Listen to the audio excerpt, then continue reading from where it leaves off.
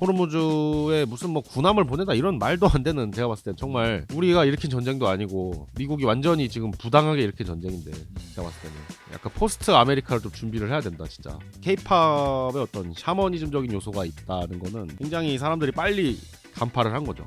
너무 직관적이잖아. 굿이라는 거랑 공통의 의뢰를 바탕으로. 게다가 케이팝 콘서트를 가보면 아는데 제사의 벽이 없어요. 진짜로 관객과 하나가 된단 말이야. 벽에다 대고 하는 굿이 아니라 관객을 대고서 하는 혼문을 닫아버리기 위해 하는 굿이다.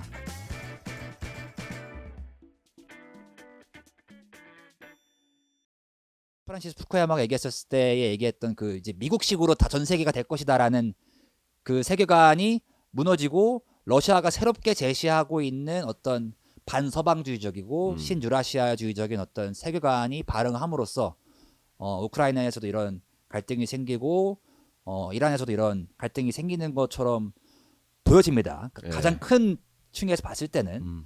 근데 이게 결국에는 서로 간의 세계관이 양립이 안 되는 거잖아요. 그쵸. 근데 거의 십자군 전쟁급의 이 본질적인 차이 아닙니까? 근데 이게 또 그러니까 우크라이나 전쟁하고 이란 전쟁은 조금 다른 느낌이 있어요. 요즘에 어떻게 다른가요? 그러니까 우크라이나 전쟁은 그 우크라이나라는 나라와 그 러시아 그리고 나토 이렇게 세 개가 있는 거잖아요. 네. 유럽연합. 그러니까 유럽연합은 여전히 자유주의적인 어떤 그런 거를 굉장히 강하게 지키고 있고, 그렇죠. 우크라이나 전쟁 당시에 미국은 바이든 행정부, 그러니까 리버럴이고 그런 거였고, 그래서 이런 어떤 이 책에서 제시하는 서구 자유주의 문명과 그다음에 뭐 동방 혹은 러시아라고 할 수 있는 그런 뭐 제국적, 뭐 전제적 어떤 이런 사회의 문명적인 충돌로서 우크라이나 전쟁을 그 동서대립이라는 굉장히 깔끔한 틀로 볼 수가 있었는데, 이란 전쟁은 내가 봤을 때는 복잡합니다. 이 여기 전쟁에 참여한 사람들이 전부 다 약간 이런 전통주의자들이야. 아, 네.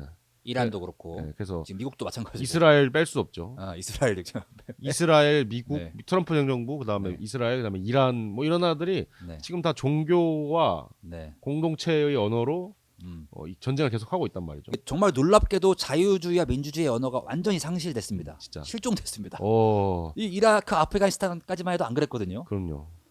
와, 그러니까 이라크나 아프가니스탄 뭐 이제 2001년, 2003년 네오콘 때고, 네. 네오콘은 정말 진짜 제가 제일 싫어하는 애들이 네오콘인데, 정말 그 인류의 죄를 지은 그 집단을 하나 꼽자면 제가 네오콘을 꼽고 싶은데, 진짜 21세기에 왜 그런 거예요? 그 네오콘이야말로 어. 그거 아닙니까? 빛으로 어둠을 빛으로 정복하는 거의 어둠을 끝이죠. 빛으로 어둠을 정복. 십자군이죠. 그러니까 아니 그냥 그 후쿠야마 어떤 주의라고 할게요. 네. 89년 베를린 장벽 이후에 역사의 종말 왔고, 네. 이제 자유민주주의와 네. 시장 자본주의가 인류의 유일한 정답으로 제시가 됐다이면은, 그게 정답이면 그냥 가만히만 있어도 다 네. 바뀐다는 건데, 네. 왜 남의 나라 그렇게 쳐들어가고, 네. 이라크 전쟁은 특히 네. 아프간 전쟁까지만 해도 9.11 테러라는 명분이 있으니까 네. 그렇다 치는데, 이라크는 완전 거짓말이었잖아요. 약간 좀 제가 좀 부끄러운 게, 사실 제가 그 영국까지 유학을 갔던 것도 네오콘의 대표 주자였던 히친스를 추앙해서였고, 어떤 그 굉장한 합리주의와 계몽주의에 이제 기반해서 이 자유민주주의를 퍼뜨리고 이성을 퍼뜨려야 된다라는 그것 때문에 저도 석사 논문 주제를 계몽주의에 관해 썼던 것이고, 그때는 사실 북한 해방까지도 관심이 있었고, 동물 해방도 사실 그렇게 연결된 거예요. 그러니까 네오콘과 동물 해방 비거니즘이 같은 건 아니지만 근데 네오콘 연결고리가 있어요. 그리고 네오콘이 뿌리가 뭡니까? 트로츠키주의잖아요. 그렇죠. 60년대. 네, 네. 엄청난 확고한 도덕적 신념과 옳고 그름에 대한 기준이 있다면은 그게 뭐 비거니즘일 수도 있고, 그게 자유민주주의일 수도 있고, 아니면 그게 공산주의. 무신론일 수도 있고, 공산주의일 수도 있고. 근데 네오콘만 하더라도, 제가 네오콘 정말 싫어한다고 이제 길게 말했는데, 네오콘만 하더라도 2003년 이라크 전쟁을 벌일 때는 네. 1년에 걸친 그 거짓 명분이라도 명분을 만들었고, 그렇죠. 뭐라도 있었죠. 뭐라도 있었고, 뭔가 대의를 얘기했단 말이죠. 그렇죠. 이라크의 바스당 사담 후세인 정권이 네. 엄청나게 많은 인권 탄압을 저지르고 있고, 네. 실제로 후세인 정권은, 사담 후세인 진짜로 나쁜 정권이에요. 그렇죠. 악의 축이라고 하면서. 실제로 이란이랑 쿠웨이트의 전쟁도 일으킨 애들이니까. 어쨌든 이제 그렇게 명분을 쌓은 다음에 이라크인들을 해방시키기 위해서 들어갔단 말이에요. 그 결과는 너무나 파멸적이었지만은. 근데 지금 전쟁은 트럼프가 뭐 장병들 모아놓고 그랬다면서요. 이거 아마겟돈 전쟁이고 이제 구세주 올 거다 뭐 이런 소문이 막 있잖아요. 그러니까 이게 전통주의자들끼리 사실은 종말론적 대결이죠. 가장 무서운, 그래서 이제 약간 세계 최종 전쟁 얘기까지 나왔던 게, 사실 그렇게 많은 핵탄두를 보유하고 있는 나라들끼리 이스라엘을 포함해서 미국, 러시아는 둘째치고, 이런 정말 양립할 수 없는, 사실 그러니까 자유주의, 민주주의, 그러니까 네오콘들에서는 적어도 저는 조금 다르다고 생각하는 거는 굳이 용어하자면은 항복하고 우리 자유민주주의 할게 하면 되는 거잖아요. 그러면 이제 그 멸종시킬 필요가 없는 건데 적어도 이스라엘과 이란 사이에서는 그런 어떤 그림이 안 보인다는 거죠. 갑자기 시아파들이 뭐 갑자기 뭐 유대인이 될 수 없잖아요.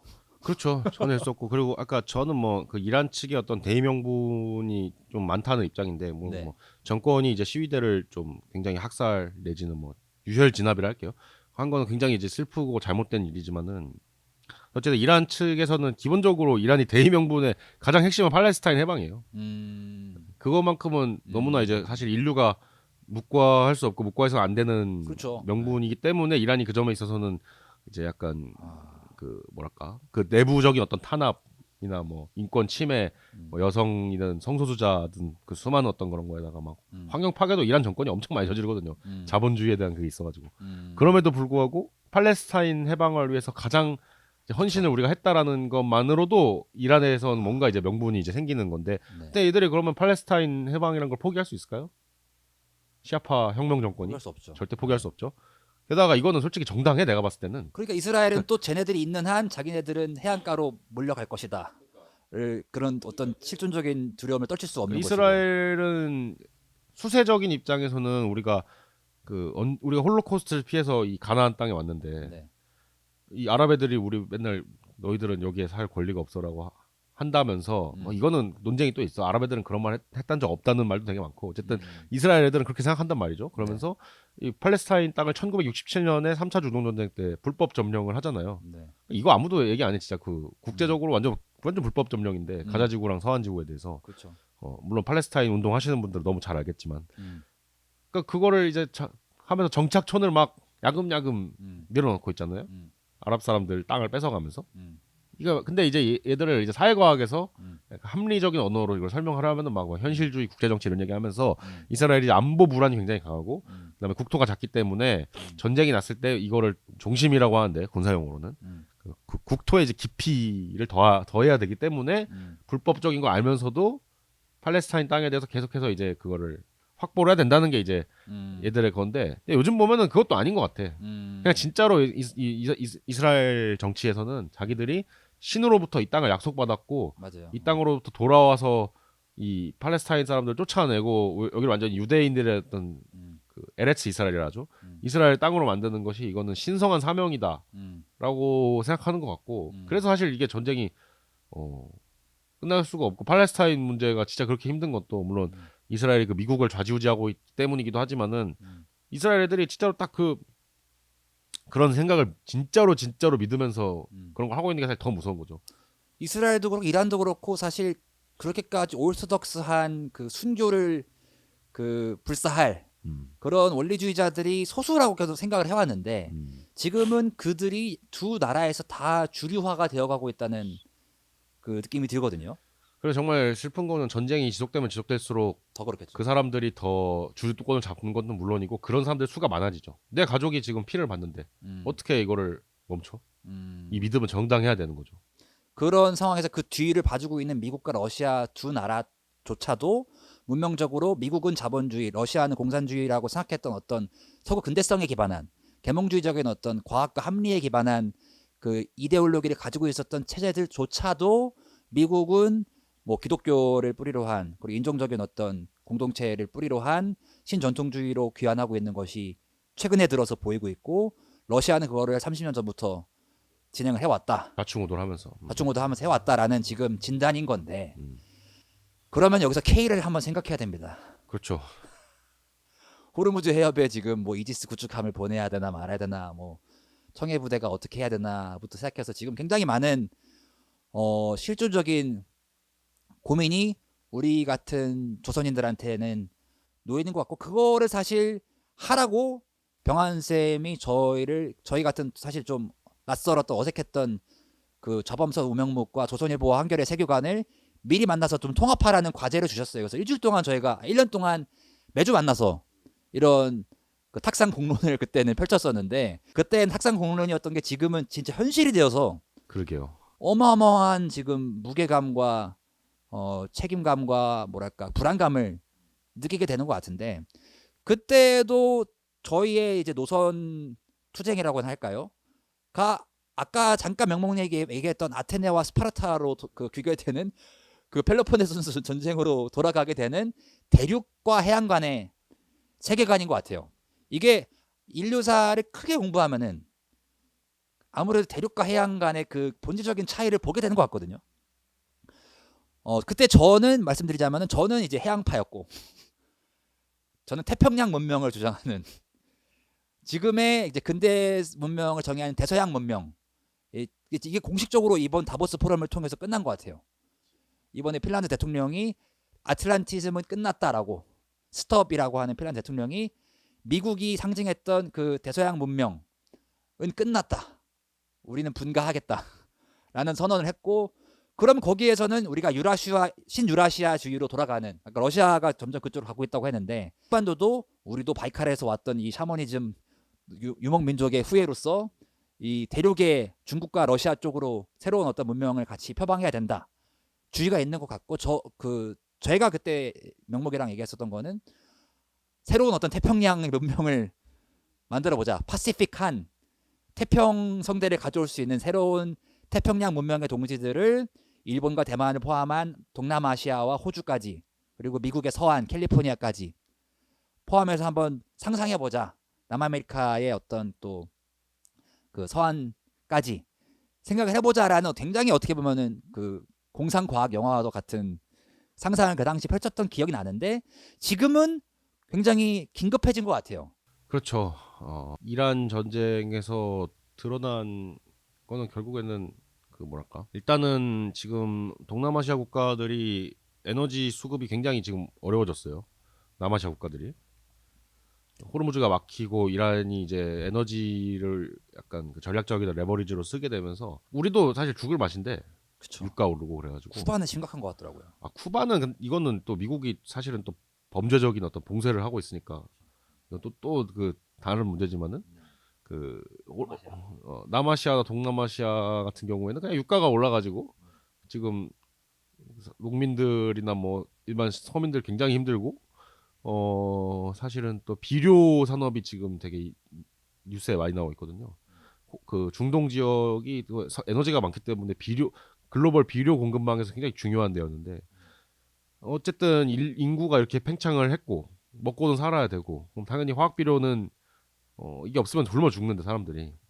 근데 그렇다면은 이게 식량 가격과 에너지 가격이 이게 전쟁이 장기화돼 가지고 연말까지 동반 상승을 한다 했을 때 재정적인 여력이 좋지 못한 국가들에서 식량난 이런 것들이 발생을 하면은 굉장한 인도적인 재앙이 올 수가 있고 거기서 이제 파급되는 어떤 국제적인 혼란이 정말 기하급수로 늘어나는 혼란이 혼란을 낳는 그 루프가에서 우리가 전혀 이건 사실 뭐 그러니까 이런 인도적인 문제는 당연히 그 자체로 우리가 이제 인류 공동체 일원으로서 참여해야 될 어떤 그런 정의이기도 하고 또 동시에 우리 자신을 지키는 길이기도 하고 우리 이웃이 지금 굶어 죽고 막 뭐 북한 물론 북한이라는 이웃에 또 슬픈 일들이 많이 벌어지고 있지만 어쨌든 간에 그러고 있는데 우리가 언제까지 편하게만 우리만 편하게 살 수가 없는 거죠. 그런 것처럼 제가 봤을 때는 이 호르무즈에 무슨 뭐 군함을 보내다 이런 말도 안 되는 제가 봤을 때는 정말 우리가 일으킨 전쟁도 아니고 미국이 완전히 지금 부당하게 일으킨 전쟁인데 제가 봤을 때는 이런데 우리가 왜 가야 되는가 이런 걸 할 게 아니라 약간 포스트 아메리카를 좀 준비를 해야 된다 진짜. 왜냐면은 그러니까 뭐 우리가 무슨 뭐 러시아 뭐 중국과 함께 해가지고 반서방의 성전을 간다 이런 게 아니고 어차피 그건 똑같은 실수를 반복하는 일이고 어떻게 하면 이 지금 혼돈이 혼돈을 낳고 폭력과 비극이 또 다른 폭력과 비극을 낳는 이 무한 나선을 어떻게 끊어낼 것인가에 대해서 진지하게 고민을 해야 되고 우리 이웃들과 함께 그런 거에 대한 공동의 논의 테이블이 진짜 시급한. 그러니까 뭐 저는 유럽연합 전혀 안 좋아하지만은 전후에 2차 대전이 끝난 다음에 유럽 통합 논의는 그런 절박함이 있었죠. 세계 대전을 한 번도 아니고 두 번이나 벌여서 이렇게 서로를 죽여대고 증오를 하고 유럽은 대체 뭐가 이렇게 잘못됐을까 하면서 유럽 통합에 대한 어떤 철학적인 논의들과 사상적인 논의들을 발전을 시켰단 말이죠. 물론 그 결과물은 신자유주의라는 브뤼셀 신자유주의라는 끔찍한 결과물이 나왔지만은 어쨌든 그 지적인 어떤 뭐랄까 진지함과 시도는 굉장히 중요했죠. 그래서 유럽이 어쨌든 뭔가 도덕적인 권위를 주장을 해왔던 거고 자기들이. 그러니까 우리도 이제 근데 그런 게 근데 우리가 꼭 세계 대전을 겪고 나서 그런 걸 하면 안 되잖아요. 안 일어나게 하는 게 제일 중요한 거고. 그래서 뭐랄까 지금 이 세계의 어떤 갈등과 혼란 속에서 우리의 좌표를 좀 찾고 어떻게 우리 이웃들과 이렇게 특히 이제 지금 에너지 가격의 상승, 전쟁, 혼란 그다음에 이 여름 되면은 또 기후 충격이 어떻게 올지 몰라요. 지금 중동이 기후적으로 진짜로 한계 지역에 와, 몰린 건데 그리고 굉장히 그 여름까지 이어지면은. 저는 또 뭐 이거는 걸프 국가들 얘기라든가 이런 것도 할 얘기가 되게 많긴 한데 그 뭐 걸프 국가까지 하면 너무 길어지니까 그 다음으로는 생각한 거는 이게 이번 전쟁에서는 우리가 또 봐야 될 거는 이게 AI 문제를 안 할 수가 없는데 저 같은 경우에는 이제 이 K를 생각한다를 쓸 때는 그런 문제의식이 있었어요. 그러니까 K 방역을 보면서 이거 굉장한 자유의 침해인데 방역 성과가 너무 좋아. 그때 우리가 뭔가 처음으로 대한민국 선진국인가를 네. 물었던 것 같아요. 근데 제가 봤을 때는 이게 선진국에서 흔히 생각하는 자유민주주의 방역이 아니야. 그렇죠. 완전히 중국식 방역의 자유주의를 좀 한 스푼 더한 거야. 자유민주주의 체제들은 그 방역하기가 쉽지 않았죠. 그렇죠. 왜냐하면 우리는 주민등록번호가 있고 그 국가가 이걸 다 감시를 할 수가 있고 네. 국민들이 그렇게 해달래 네. 보호해달라고. 네. 그래서 저는 그래가지고 이건 앞으로 약간 이 편의와 감시의 어떤 교환이 음. 굉장히 자연스럽게 이루어지겠다. 근데 요새는 좀 무섭더라고 진짜. 음. 파란티어가 이란 전쟁에 쓰이는 거 그리고 그 텔아비브 주식시장이 전쟁이 난다면 주가가 올랐잖아요. 그렇죠. 이스라엘이라는 국가 자체가 네. 국방 테크를 전략 산업으로 네타냐후 정부가 삼으면서 근데 그거 다 가자지구에 애들 폭탄으로 죽이는 걸로 데이터 학습해서 알고리즘 발전시킨단 말이에요. 그렇죠. 진짜 이런 거를 보면서 진짜 약간 와 진짜 이게 그 무섭다라는 생각이 들고 이번에 그 이란의 초등학교 때린 그렇죠. 것도 뭐 저는 진짜 고의 타격이라고는 차마 인류의 차원에서 생각하고 싶지 않고 그런 설이 있죠, 근데. 있긴 있죠. 근데 AI가 표적 설정을 잘못해가지고 인간도 물론 실수를 하지만은 그렇죠. AI가 이제 알고리즘에서 막 이제 정렬을 쫙 한 다음에 그냥 이제 거기도 넣어버린 거라는 설이 제일 우세한 것 같은데 현재는 그러니까 이렇게 뭐랄까 결국에는 이 AI를 설계할 때 우리의 사상이 들어가고 이 범선님의 또 그 이론에 따르면은 인류의 자식인데 양육을 잘 양육을 잘 시켜야 되는 건데 인류의 자식들을 사람 죽인 데 계속 골똘히 쓰고 있죠. 그니까요. 그러니까 이래서 그러니까 제가 봤을 때는 AI에 대한 어떤 철학적인 막 이런 거에 대해서 너무 이제 그러니까 맨날 그 얘기를 하잖아 사람들이 AI 어떻게 해야 되냐 윤리적 AI 뭐 해야 되냐 설명 의무 어떻게 만들어야 되냐 하지만은 좀 더 근원적인 차원에서 어떻게 이제 좀 다른 AI 철학을 만들어서 새롭게 할 수 있는가 뭐 이런 게 좀 긴급하게 진짜 필요하다는 걸 요즘 많이 느끼고 있고 그다음에 그 이 맥락에서는 요즘에 되게 불안증이 되게 심해졌는데 전쟁 때문에 그 제가 봤을 때는 이거 미국에 굉장히 불리한 전쟁이에요. 그렇죠. 이미 불리한 그렇게 보이죠.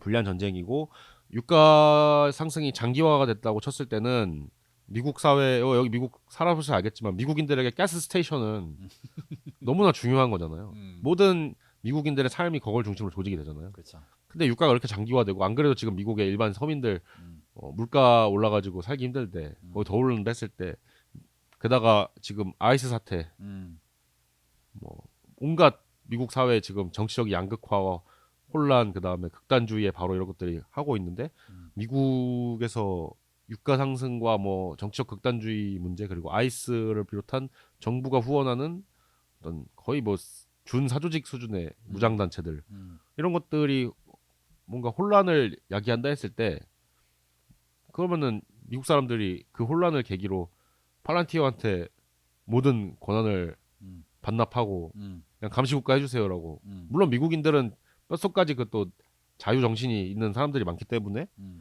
그런 거에 대한 저항도 가장 거세고 그래서 안티 백서도 제일 많고 음모로도 제일 많은 나라지만은 그러니까 그런 것들이 진짜 미국인들이 그 이 감시 편의와 감시의 교환을 동일하면은 가장 세상에서 편의와 감시의 교환을 안 할 것 같은 미국인들마저 그걸 교환하고 거기서 그 감시를 하는 근데 주체가 가자지구랑 테헤란에서 애들 죽이는 기업이라면은 굉장히 이거는 좀 진짜 으스스하다. 그렇죠. 그 우리가 지난 시간에 얘기했던 디지털 로마 제국 그 기술 공화국의 모습이 지금 팔란티어가 만들어가고 있는 페이팔 마피아가 만들어가고 있는 그런 감시적이고 디지털 농노와도 같은 어떤 체제가 된다고 했을 때 미국이 상징하는 어떤 문명이나 체제가 과연 인류를 구원할 수 있을까? 더 나아가서 대한민국을 구원할 수 있을까?가 이제 굉장히 불투명해진 거죠. 그리고 그들에게 사실상 지금 이대로 가면은 그들에게 운명을 맡겨버리는 거예요. 그렇죠. 어. 네. 우리가 뭐 일제 하고 싶어서 일제한 거 아니듯이. 그런 상황에서 풀무질 팟캐스트가 시작되었습니다. 죽임의 문명이 더더욱 팽창하고 있는 세계 3차 대전과 세계 최종 전쟁, 묵시론적인 전쟁이 상상이 될 수 있을 정도의 심각한 지정학적인 위기 안에서 말씀하신 것처럼 기후 위기가 이미 진행이 되고 있었고 인공지능이 인간을 위협하고 있는 그런 이 세계 중에 하나만 생겨도 큰일 날 위기들이 세계 동시다발적으로 발생하고 있는 상황에서 한국에 살고 있는 이 민주주의 선진국이자 한류 강국이 되어버린 갑자기 정신 차리고 나니까 우리가 우러러봤던 미국, 소련, 일본, 중국 다 더 이상 따라갈 수 없는 그런 나라가 된 상태에서 대한민국에 살고 있는 우리들이 어떤 길을 가야 하는가를 고민하는 방송이 저희 풀무질이거든요. 어떻게 하면 살림의 문명으로 갈 수 있을까? 라고 했을 때 저는 K를 생각한다를 보면서 굉장히 큰 희망을 일찍이 봤었어요. 지금 읽어보면은 더더욱 거의 예언적인 감사합니다. 그 당시만 사실 이렇게까지 한국이 미국보다 앞서 있다라는 얘기를 하는 게 좀 의아하는 주장이었잖아요. 도발적인 주장이었죠. 그렇죠? 이게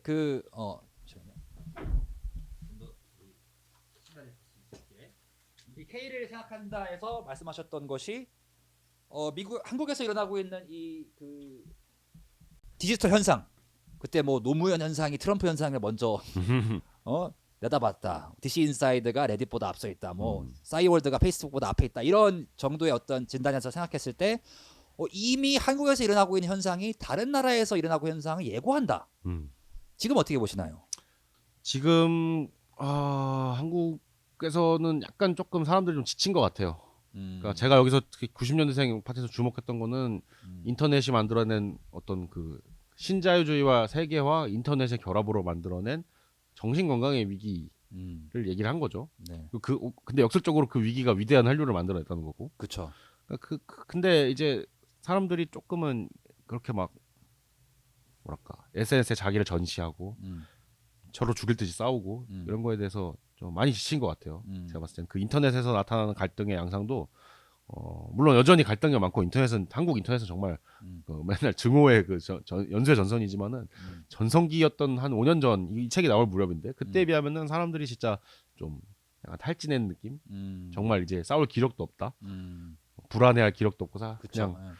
그냥 좀 다른 뭔가가 없나라고 사람들이 좀 찾는 것 같고 저는 뭐 제가 그래서 만약에 그냥 희망이긴 한데 한국이 정말로 다른 나라들 특히 서구 선진국 뭐 이런 나라들보다 좀 앞서 있다면은 뭐 제가 당연히 전 조선일보 칼럼니스트로서 제가 이재명 정부가 정답이라고 주장하는 건 아니고 빛의 혁명이 정답이라고 주장하는 것도 아니고 네.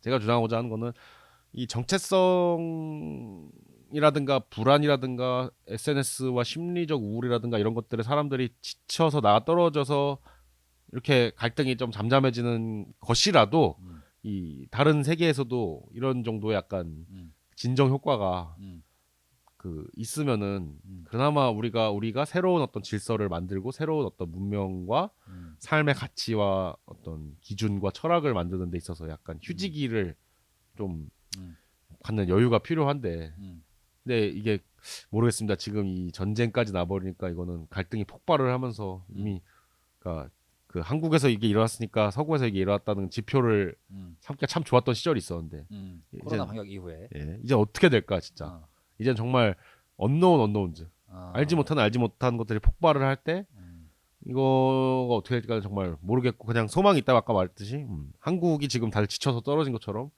저 사람들 좀 지쳐서 좀 쉬고 자신을 돌아보는 시간을 가지면 좋겠다 그런 거죠.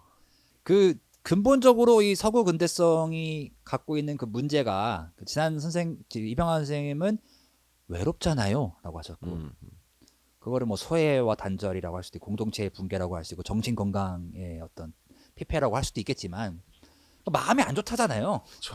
이게 물질적으로 이렇게까지 성장을 했고 이렇게 부가 넘쳐 흐르고 자본주의가 이렇게 우리가 필요한 거 배달 주문하면 다 오게 해주는데 왜 이렇게 마음이 힘들까에 대한 근본적인 그 해답을 지금 미국도 다시 찾고 있는 거고 미국도 신자유주의가 아니다. 자본주의가 다 충분하지 않다라고 생각해서 신전통주의로 기독교나 어떤 공동체로 돌아가고 있고 러시아도 그걸 하고 있다고 보시는 거고 이란도 그걸 한 거고 이스라엘도 그거를 이스라엘 그 오랫동안 한 거죠. 그쵸. 굉장히 오랫동안 그거를 지켜오신 분들인데 그런데 근데 그 문제 제기는 다 이해가 된다 쳐요.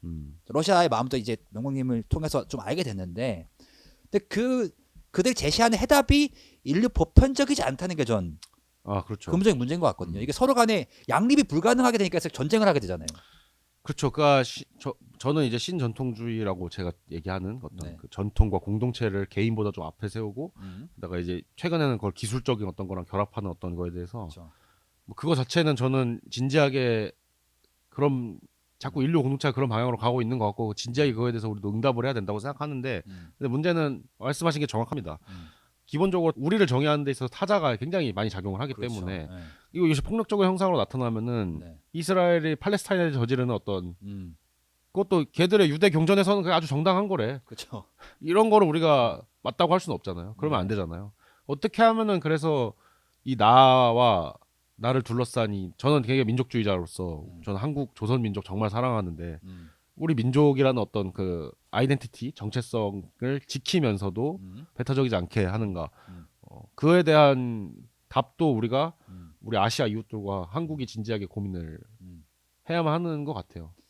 그게 결국에는 저는 인류 공통의 뿌리를 찾아야 된다는 제가 최근에 이 영국 가서 스톤헨지를 보고서 이거 고인돌이네 이 생각이 들면서 어떻게 하면 이 그 유라시아와 동양과 서양의 기독교나 이슬람교까지만 돌아가서 성경으로 가가지고 카인 아벨로만 멈추면 이게 해결이 안 되는 문제잖아요. 그래서 공통의 뿌리를 찾으려고 한다면은 지난 시간에 얘기했던 거면 선사 시대나 어떤 샤머니즘 시대나 부족 사회나 어쨌든 인류 중에서 역사 전으로 선사 시대로 돌아갔을 때 샤머니즘 안 했던 문화가 없고 근데 그랬을 때 이제 그 한류를 전 다시 보게 되는데 한류가 굉장히 저는 샤머니즘적이라고 보고 있고 케이팝 데모넌스가 최근에 뭐 오스카까지 받는 거 보면서 디카프리오가 응원봉 흔드는 거 보면서 이제 와, 요 정도면 인류 보편적으로 뭔가 할 수 있는 기독교인이건 이슬람교인이건 유대인이건 이 정도의 그 뭐랄까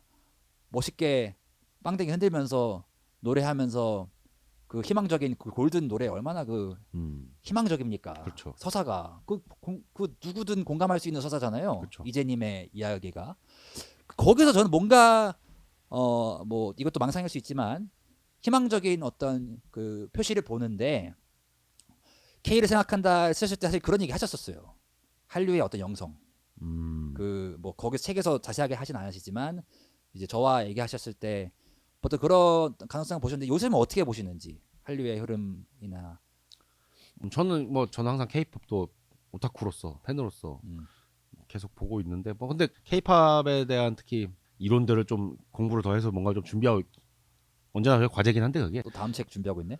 뭐 준비를 해야죠 이제 일한 책 빨리 좀 쓰고 네. 어쨌든 근데 저는 약간 또 샤머니즘적인 면과 네. 그다음에 유교적인 면 두 네. 개를 좀 같이 좀 생각하게 되는 것 같아요. 그러니까 우리가 케이팝의 어떤 샤머니즘적인 요소가 있다는 거는 굉장히 사람들이 빨리 간파를 한 거죠. 그렇죠. 너무 직관적이잖아. 그렇죠. 춤추고 노래하니까. 굿이라는 네. 거랑 그냥 너무 잘 그 공통의 의뢰를 바탕으로 게다가 그게 케이팝 콘서트를 가보면 아는데 그 제사의 벽이 없어요.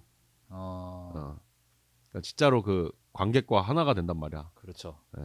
벽에다 대고 하는 굿이 아니라 관객을 내고서 하는 혼문을 닫아버리기 위해 하는 그러니까요. 굿이다. 그러니까 그렇기 때문에 사실은 뭐 이 샤먼과 아이돌이라는 거는 너무 직관적인데 저는 근데 또 팬 커뮤니티들을 맨날 보면서 네. 댓글도 보고 사람들이 어떻게 이제 이거에 대해 평가하고 서로 싸우고 이런 걸 보면서 네. 저는 굉장히 유교적이라고 네. 좀 생각을 하거든요. 뭐 이거에 대해서는 너무 길어지니까 일단은 여기서 운만 띄워놓을게요. 현재 최애만 살짝 공개해 줄 수 있습니까? 저는 당연히 아르테미스. 아르테미스. 예. 이달의 소녀의 이제 계승. 아직 계속 그 유지하고 계시네요 신앙을. 당연하죠. 그 신앙을 버리는 거는 곧 이제 용납이 안 되는 행위니까. 어쨌든 네. 간에 저는 그래서 이 산림회 분들은 아마 좀 샤머니즘에 대해 관심이 많으실 것 같아요. 영성 차원에서. 저는 좀 더 문명을 우리가 어떻게 질서를 유지하고 너무 이제 사람들이 폭발하지 않도록 잡아주는 어떤 것이 그 유교에 좀 있지 않나? 그리고 케이팝이라는 것이 결국에는 그런 게 이제 좀 있는 것 같아요. 왜냐면은 그쵸. 그러니까 케이팝에 대해서 이게 아시아 사람들한테 먹힌 중요한 원인 중에 하나가 서구의 이제 팝스타들은 너무 좀 자유분방하다는 거죠, 쉽게 말해서. 그래서 케이팝에 대한 커뮤니티에서의 막 이제 그런 걸 보면은 아니면은 뭐 팝스타들이 막 엄청 뭐 일단 카디비의 그런 선정적인 어떤 그런 거 보면은 아, 내 내면의 유교걸이 이제 깨어난다 막 이런 얘기를 하잖아요, 사람들이. 그러니까 어떤 그런 문화적인 보수주의를 어떻게 보면 사람들한테 강제를 하는 건데 그것이 사실은 또 불쾌감 없이 편안하게 볼 수 있는 어떤 그런 그 아티스트들을 만들어내는 거고 절제를 만들어내고 좀 수양을 만들어내는 그러니까 그런 면에 있어서 그 샤머니즘적인 것과 유교적인 것을 좀 우리가 우리 한국의 이제 가장 양대 문화 DNA잖아요. 그런 것들을 이제 어떻게 또 뭐랄까 문명의 어떤 자원으로 특히 이제 이 사람 죽이는 AI가 아니라 좀 살리는 AI와 자원으로 어떻게 삼을 수 있을까 이런 것도 좀 얘기가 많이 되면 좋겠고 K-팝이 그래서 흥미로운 현상이죠. 글로벌 아까 말한 글로벌리티와 보편성의 특수성을 잃지 않으면서도 보편적인 어떤 가치와 메시지를 전해야 된다 했을 때 저는 근데 샤머니즘도 인류 당연히 인류의 종적인 보편이죠. 그쵸. 이거는 우리가 호모사피엔스가 상징계라는 거를 만들어내면서 요즘에 만들어낸 건 진짜 있는지도 모르겠어. 아무튼 그 진짜 있는 겁니다. 그럼요. 확신합니다. 뭐 어쨌든 근데 유교도 저는 굉장히 보편적이라 생각해요. 왜냐하면은 그거는 좀 설명 필요하네요. 계몽주의는 보편이죠. 네. 명확히 보편이었죠. 네. 그게 뭐 보편주의적일 수 있다. 아직 인류 보편적으로 이해되고 있지는 않지만 유교적 가치가. 아니 그러니까 제 말은 뭐냐면은 계몽주의는 보편을 표방했고 뭐 그게 그쵸. 옳든 그러든 간에 네. 우리는 어쨌든 지금 모든 인류 문명은 심지어 이란 이슬람 공화국마저도 계몽주의의 자식이에요. 어제 이제 밤에 죽은 이스라엘군이 사살한 이스라엘 총사령관 중에 하나가 알리 라리잔이라는 사람인데 이 사람이 박사를 칸트의 수학 철학으로 박사를 받았어요.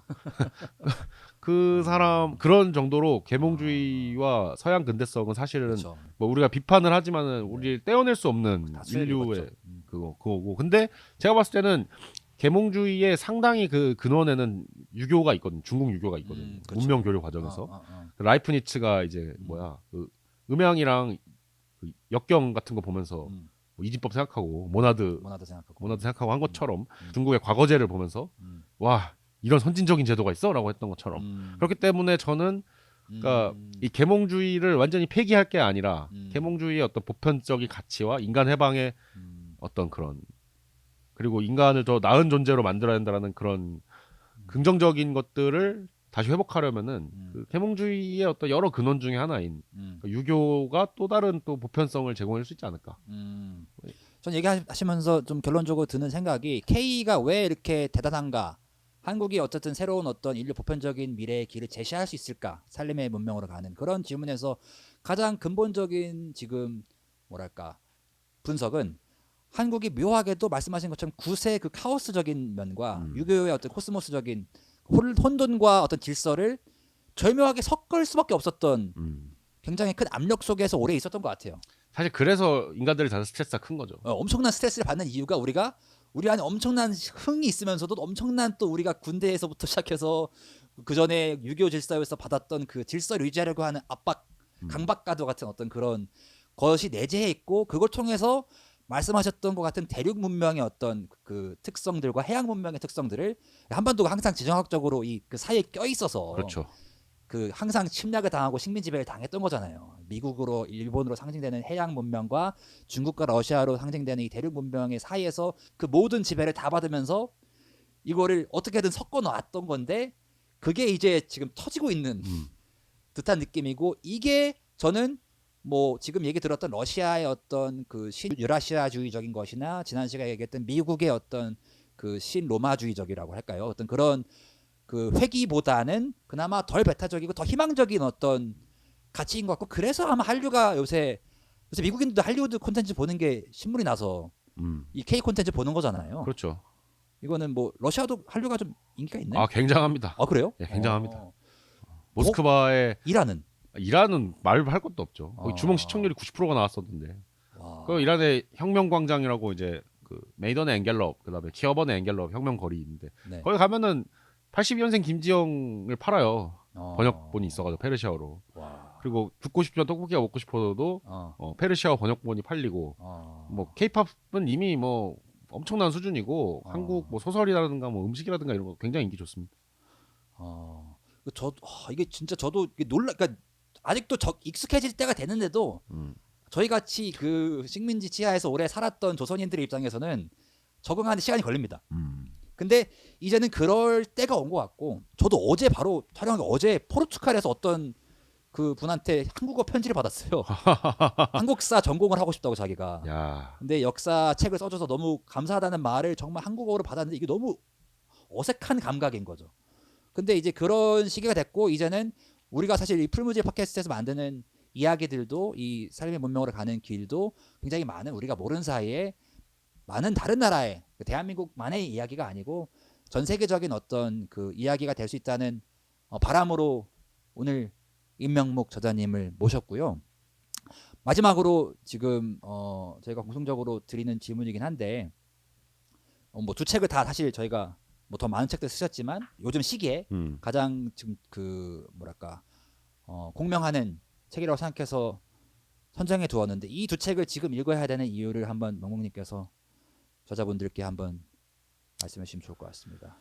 예, K를 생각한다는 사실은 굉장히 좀 오래된 책이고 이제 후반부로 갈수록 좀 정치적인 내용도 있고 그리고 저는 K를 생각한다 후반부는 되게 지금 보면 좀 아쉽죠. 왜냐면은 그 이때는 제가 좀 신자유주의에 대한 어떤 그 희망이 좀 있었어요. 제가 우파로서 또 신자유주의가 그래도 뭐 인류의 그래도 그러니까 인류가 답이 없는 거 알겠는데 우리가 만나기 전에 쓰셨던 책이죠. 그러니까, 그건 또. 그게 중요하죠. 네. 우리 만나면서 좀 생각을 많이 하게 됐으니까. 저희 둘이 세계관 통합의 과정이 되게 중요했던 것 같아요. 엄청 저한테 개인적으로. 네, 저도 되게 굉장히 중요했어요. 네. 그러니까 저의 약간 뭐랄까 이런 신자유주의적인 어떤 그런 사고 편향들이 덕분에 굉장히 많이 교정이 됐고, 근데 이 책은 그래서 저의 신자유주의자 시절에 썼던 점에서 좀 부끄러운 면이 있어요. 하지만 그럼에도 불구하고 얘가 왜 이런 생각을 했는가, 그리고 왜 그러니까 그런 걸 한번 염두에 두면서 보면은 좋을 것 같아요. 만약에 해를 생각한다 다시 보신다면은 왜 이 임명묵이 당시에 이제 그렇게 막 그나마 대안이라고 했던 신자유주의는 어떻게 이제 또 파멸을 했는가, 인간을 또 이렇게 몰아넣는가라는 어떤 그런 관점에서 이제 좀 보시면 또 재밌을 것 같고 또 감시 문제는 저는 또 이게 또 웃긴 게 제가 코로나 팬데믹이 끝나고 그냥 뭐 일상으로 돌아온 것 같잖아요. 그러면서 이 감시 문제 너무 이거 약간 팬데믹 시기에만 통용되는 어떤 얘기였나라는 좀 약간 시의성이 떨어진 그런 책이 돼버린 거 아닌가라는 생각을 했는데 요새 이제 그 팔란티어의 감시국가 비전을 보면은 여전히 감시 문제는 정말 중요한 것 같다. 그렇죠. 그거를 일단은 이 책의 어떤 현재성이라고 생각을 하고 지금 이 시점에서 러시아는 무엇이 대로하는가는 단순히 제가 여기서 러시아 얘기를 당연히 중심으로 썼지만은 결국 인간이 무엇인가, 세계는 무엇인가에 대한 정의로 다퉈온 것, 경쟁해온 것, 뭐 그게 저는 역사라고 생각을 하고 있는데 그런 관점에서 러시아의 그 역사는 러시아를 정의하는 것, 인간이 무엇인지 정의하는 것의 또 싸움이었고, 그러니까 그건 뭐 당연히 우리도 늘 해야 되는 것이라고 생각을 합니다. 그래서 사실은 좀 이 러시아는 무엇이 대로하는가는 질문들을 열어놔야 된다라는 그런데 좀 도움이 됐으면 좋겠는 책이에요. 그러니까 1989년 베를린 장벽이 무너질 때 후쿠야마의 약속은 뭐 질문하지 마잖아요. 사실은 자유민주주의, 시장경제, 자본주의, 나왔어. 신자유주의 답 나왔어. 더 질문하지 마. 이거고 솔직히 말하자면은 제가 이런 책을 쓰든지 이런 말을 하면은 야 답은 이미 자유민주주의, 시장경제, 자본주의, 신자유주의인데 너는 왜 딴소리를 하냐고 진보적인 분들은 유럽연합 한본이라든가 맘다니가 정답이라는 거지 쉽게 말해서. 요새 후쿠야마 할아버지 유튜브 보시나요? 북핵에 몰았다고 하시더만. 재밌어요. 그것도 보면. 아무튼 뭐랄까 정답이라는 것을 결국에는 제가 봤을 때는 진보 자유주의와 보수 자유주의 사이에서만 정답을 사실 강요를 했단 말이에요. 그렇죠. 그리고 그 정답에서 벗어나려고 하면 한겨레냐 조선일보냐에서 그렇지 한겨레 조선일 뭐냐 진짜 거기에 대해서 이제 거부를 하고 다른 어떤 거를 모색한다고 했을 때 굉장한 사실은 비판을 받을 수밖에 없어요. 그러니까 러시아도 그런 나라였고 뭐 푸틴의 침략이 이거 항상 내가 설명해야 되는 게 좀 그렇지만 침략이 옳았다는 건 아니지만은 어쨌든 간에 그거에 대한 정답을 거부하는 그게 정답이 아니라는 것도 아니야. 정답을 정해놓고 그 그쵸. 자신의 사고를 제약하지 말라는 거죠. 지금은 인류 누구도 정답을 모른다가 정답인 것 같아요. 바로 그 점. 네. 정답을 정답을 모른다는 것을 인정하고 겸허하게. 인정하고 그냥 지금 이 사실 혼돈의 근데 그게 가장 계몽주의적인, 가장 과학적인 사실 방식이잖아요. 그렇죠. 정답을 그렇죠. 아무도 모른다가 가장 과학적인 건데 아무튼 네. 그렇다고 우리가 또 정답 없다라고 포스트 모던적으로 선언할 수 없으니까. 그렇죠. 그러다가 우리 다 죽습니다 진짜 이러다가 세계 대전으로. 그래서 진실은 지금 모르고 여러 진실들이 경쟁하고 있고 나의 생각도 그렇기 때문에 여러 진실들을 위해서 열어두라는 것을 하기 위해서 이 러시아인들 특히 보수적인 러시아인들은 어떤 생각을 하는가에 대해서 한번 알아볼 수 있다. 알아볼 수 있는 책이라고 생각합니다. 감사합니다. 오늘 먼 길 와서 이 불안한 시대에 저는 명목님이랑 대화를 하면 항상 할 때마다 저는 치유되는 느낌을 들어요.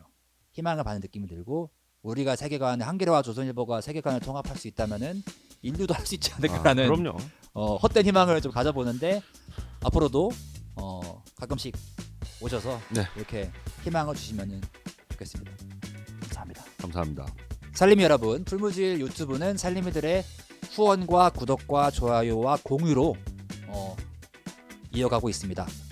죽임의 문명이 이렇게 다가오고 있는 시대에 어떻게 하면 살림의 문명으로 갈 수 있는 희망을 찾을 수 있을지 귀한 분들 모시고서 길을 묻도록 하겠습니다.